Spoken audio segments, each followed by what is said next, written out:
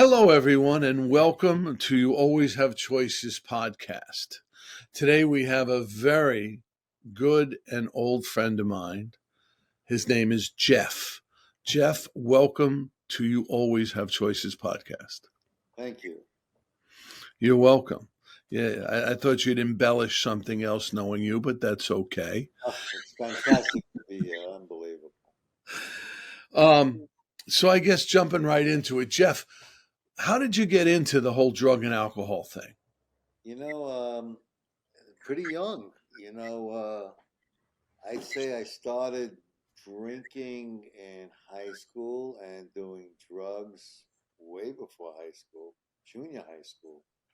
Started with the booze, then smoking pot in eighth grade and pills. And, I was already shooting heroin in high school, for a brief period. Really, you were shooting heroin in high school. That's tremendous. In high Yeah, school, I you're a was teenager. literally sticking needles in my arms in my mother's bathroom. I mean, it was insane. When I think about it, I was young. That had to have been like 1970, 71, because I graduated in 72. So it was crazy. I was even doing a part-time job at a bagel store in high school on the weekends, and I even had people I think myself shooting heroin in the bathroom in the bagel store. So that's how prevalent it was back then. You and everybody you were attracted to used drugs and alcohol. Yeah, if you didn't get high, I didn't know you. You were not cool.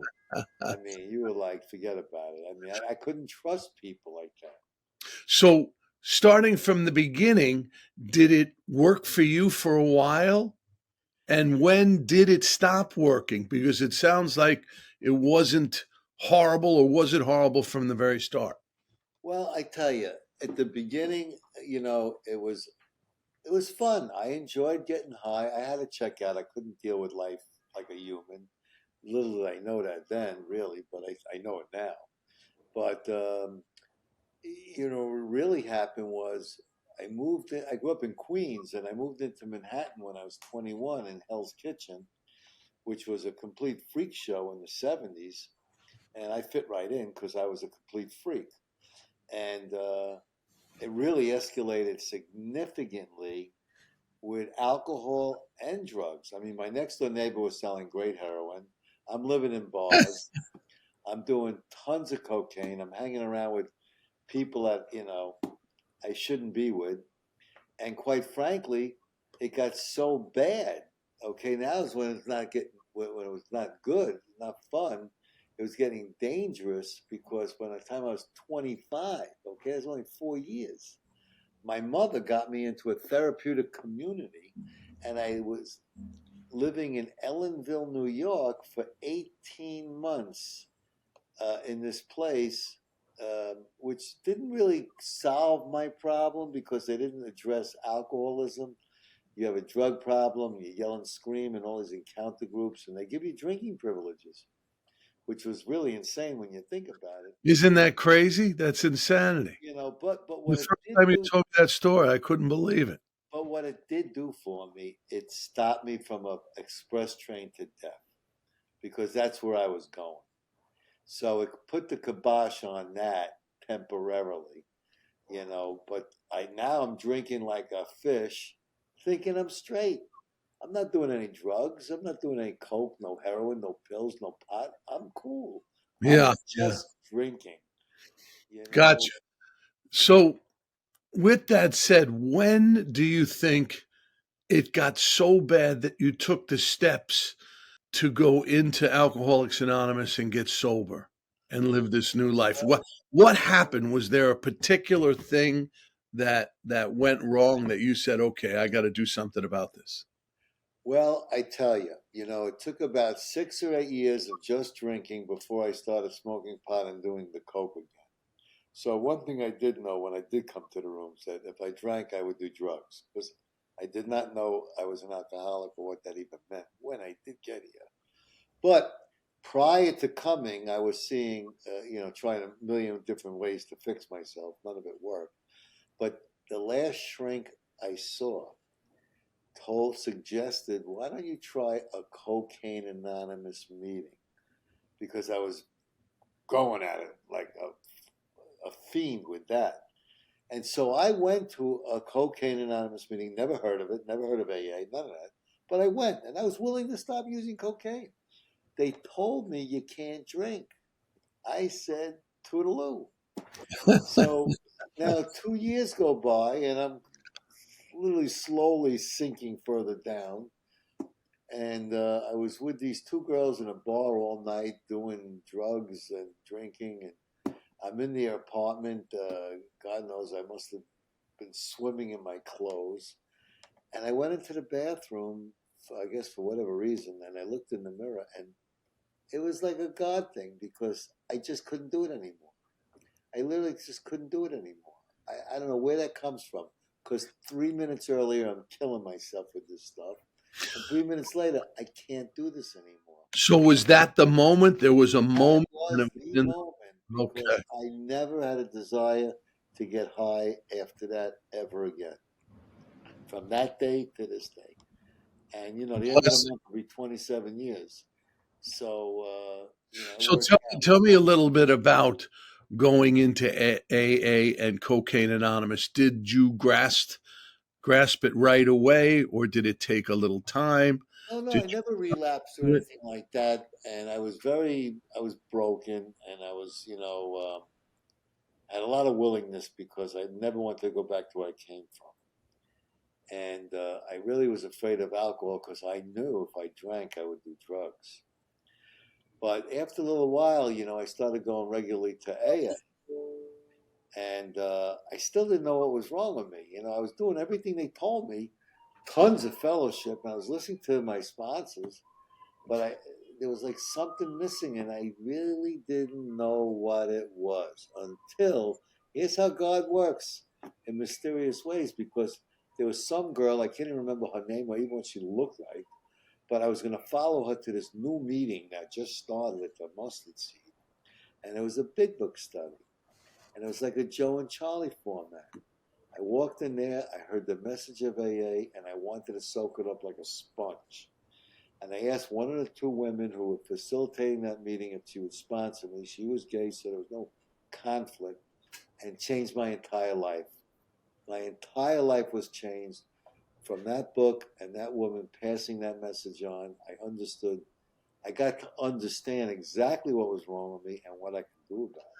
So what I'm to understand is you're saying you were in the program, but until you worked the 12-step recovery program, going through the 12 steps, that's what helped you achieve the happiness, the peace, the frame of mind you're in today.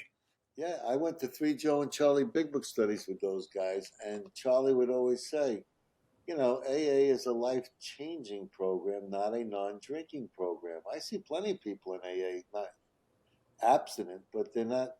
The problem is in my freaking mind. If I don't take care of my mind, I'm not doing anything. So I know people that they don't go to doctors. They smoke 2 packs. They're walking around on eggshells. I mean, that I wanted everything I can get out of this thing, and I So still do. you wanted success. You instead of because I've myself have been to meetings and I've also seen people speak and how they act and their personalities. I wouldn't want anything they had, not one thing. So I think, is that what you're saying? There are people that just show up for the meetings but don't do the work. Well, they don't understand. A lot of people, I think, don't understand, and I'm very grateful that I do, how sick I am. I know I'm very sick. The literature says it all day long. Many do not comprehend the alcoholic is a very sick person. I know I'm completely out of my mind.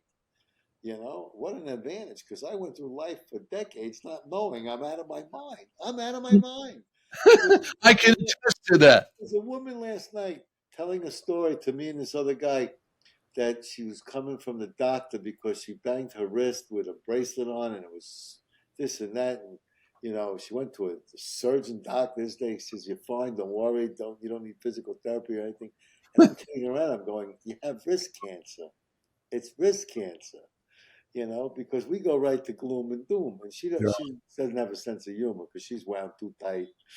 But I'm laughing because that's how I am. It's not a pimple, it's a tumor. Right, right, And I know I'm out of my mind. It's a disease of perception. I'm swearing it's blue, but it was red. Good right. recovery has shown me how wrong I've been about what I thought about a million things.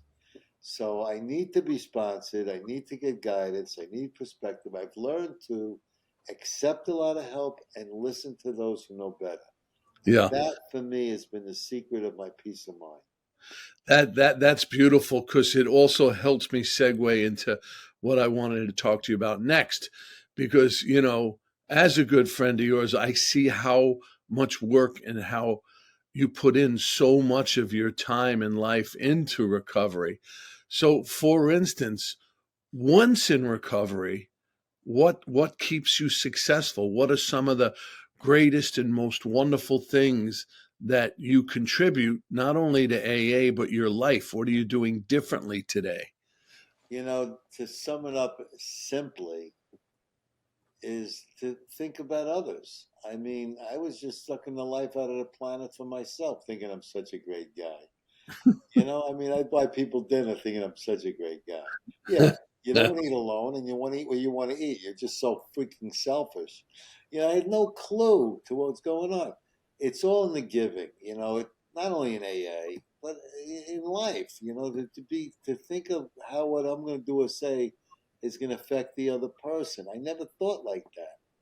Mhm. And I'm trying my best to look at the good in everybody because it's so easy to look at the bad. That takes nothing. It's like a no-brainer. I mean, I could tell you how everybody's screwed up and I'm great. What is that accomplishing? It's a false sense of making myself try and feel better. I want to feel good about myself without the need to have to do that. Because the reason I had a drink and the reason I had a drug, very simply, is to change the way I feel because I didn't like the way I felt about myself. So if I change that solid, I'll never have to drink or do drugs. I'm high on life. Beautiful, beautiful. But going into it a little deeper, once again, because I know you, I see how much you give back. You always have told me sponsorship is one of the most important things you can have.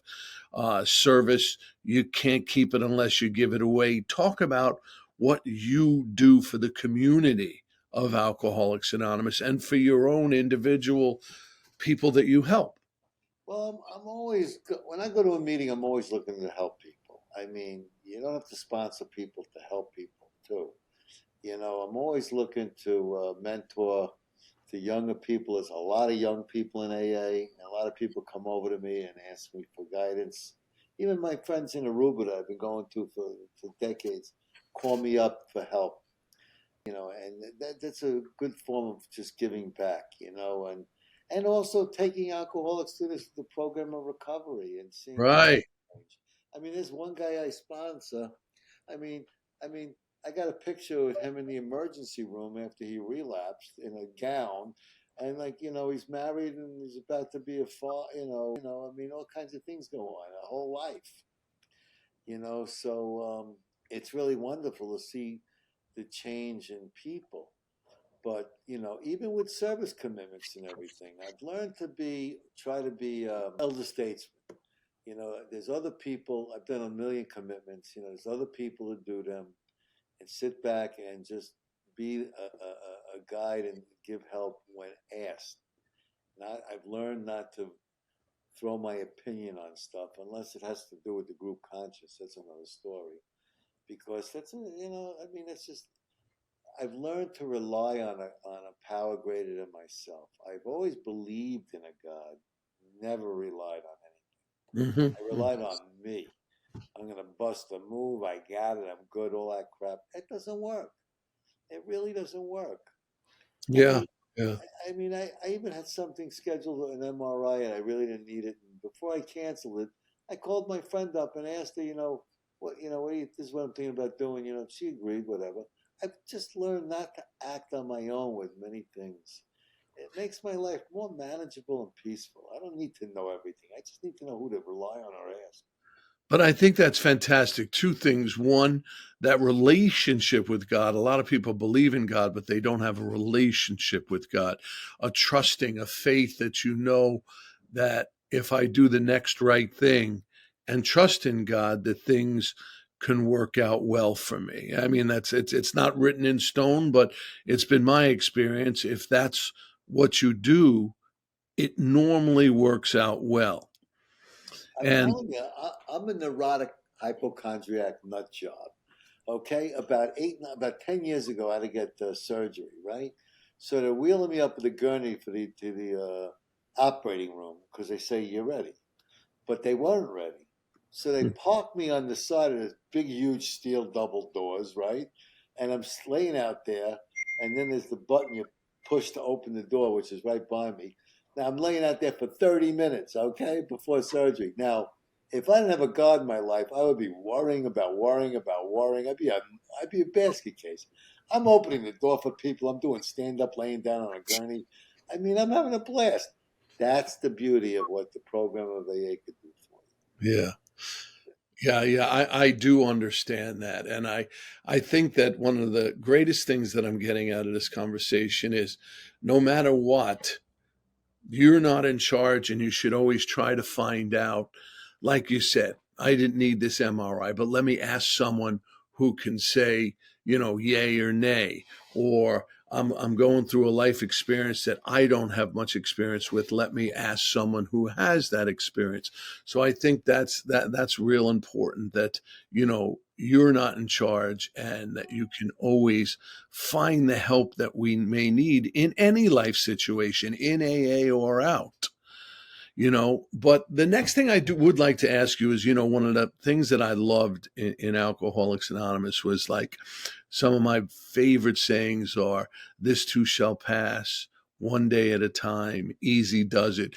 Have you, especially in the beginning, any of those phrases, you know, stuck with you and that you use to this day, almost 30 years later? you. Yeah, well, two of them, this too shall pass because everything passes. It really does. I mean, I found out I had hepatitis C many years ago, and I did the interferon river ribbon, which is a nightmare. The side effects are horrific. Most people could never do it, and I did it, and I got rid of it. And I knew each time, it'll pass. Everything will pass. But the one slogan that really I love the most is from Dr. Bob: "Keep it simple." Because man, we could turn, dialing a phone number into a Warner Brothers production. And just keep it simple. Just keep it Got it. simple. Just say less. Yeah, less is more. I learned that in sales. Less is more. I don't have to go through a whole song and a dance. Like, there's always questions newcomers have, when people ask, why you're not drinking? It's because I don't drink. Why? Because it doesn't agree with me. I don't have to go into a whole story because I don't Right. drink. What do you want from my life? I mean, but, I've learned to keep it simple because it works a lot better because I could get so deep and complicated with things. And it helps me help a lot of people that way because there's a lot of people that come in with, a monologue when all we need is two sentences. I gotcha. I gotcha.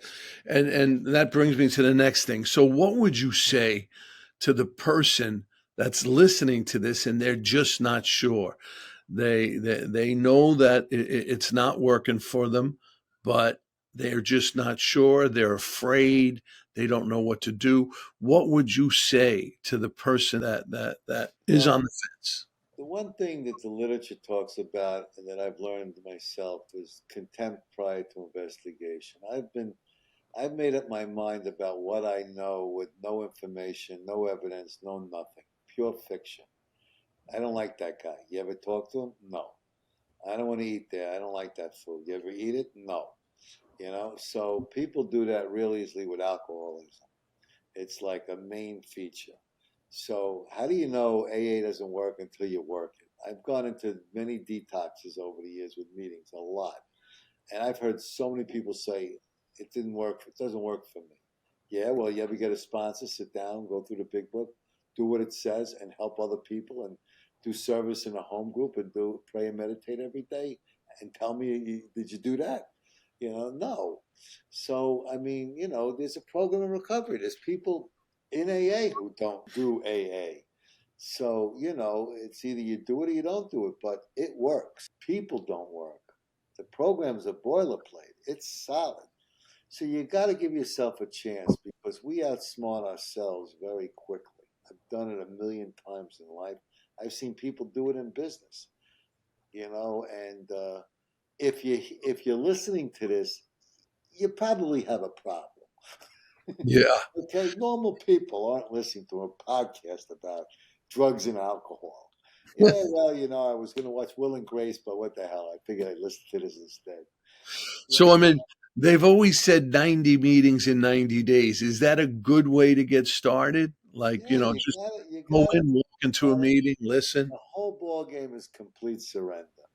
You fight, you lose. You surrender, you win. It's just that simple. You're not going to win fighting in Alcoholics Anonymous. No way, because I am my problem. I spoke fluid victimese my whole life. It's you, it's it, it's this, it's that. I mean, I used to think I don't have a girlfriend because I live in Queens. Queens was the problem. Yeah, the fact I was deathly afraid of getting rejected had nothing to do with it. We're insane, and we don't know it. That's the biggest problem: is that you don't know you're insane when you're insane, which is why you need a sponsor. I mean, and you need to listen to a sponsor. Just having one ain't going to do the trick. It's in listening to those who know better. It's like it's like people in AA. They get Derek Jeter as a batting coach. He tells you how to swing the ball, and they say, I don't agree with you. I mean, yeah, okay, because you But know better. We're nuts. We're absolutely nuts. And if you surrender, you're gonna win. perfect. Surrendering means to join the winning side, not lose. Jeff, I loved it. I loved your answers to my questions. I think you really made it clear on what to do and how to do it. And I appreciate that immensely. I love you dearly. I've known you for My many pleasure. years. And I just want to thank you for coming on the podcast. And listen, I hope in the future we have you again as a guest. And Anytime, my brother. I love you dearly. all right. So this is Jay DePaulo saying another day of choices, gifts, and books where you always have choices. We look forward to seeing you and hearing from you in a week. Thank you and have a great day.